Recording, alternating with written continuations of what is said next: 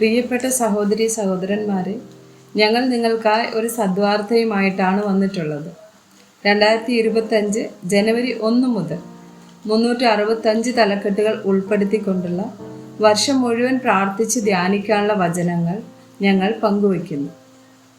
എല്ലാ ദിവസവും ഞങ്ങൾ ഒരു തലക്കെട്ടും അതുമായി ബന്ധപ്പെട്ട വചനങ്ങളും അയച്ചു തരുന്നതായിരിക്കും. വചനങ്ങൾ കേട്ട് ധ്യാനിച്ച് അനുഗ്രഹം പ്രാപിക്കാൻ ഞാൻ നിങ്ങളെ പ്രോത്സാഹിപ്പിക്കുകയാണ്.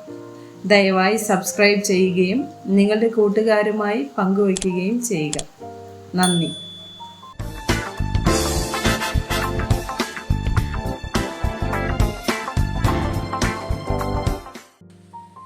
ദിവസം 140 മുഖസ്തുതി. സങ്കീർത്തനം 12, 2, 3 വചനം. ഓരോരുത്തൻ താന്താന്റെ കൂട്ടുകാരനോട് വ്യാജം സംസാരിക്കുന്നു. കപടമുള്ള അധരത്തോടും ഇരുമനസ്സോടും കൂടെ അവർ സംസാരിക്കുന്നു. കപടമുള്ള അധരങ്ങളൊക്കെയും വമ്പു പറയുന്ന നാവിനെയും യഹോവ ഛേദിച്ചു കളയും. സദൃശവാക്യങ്ങൾ 26, വചനം 28. ഭോഷക്ക് പറയുന്ന നാവ് അതിനാൽ തകർന്നവരെ ദ്വേഷിക്കുന്നു. മുഖസ്തുതി പറയുന്ന വായ് നാശം പരത്തും. സദൃശവാക്യങ്ങൾ 29, വചനം 5. കൂട്ടുകാരനോട് മുഖസ്തുതി പറയുന്നവൻ അവന്റെ കാലിന് ഒരു വല വിരിക്കുന്നു.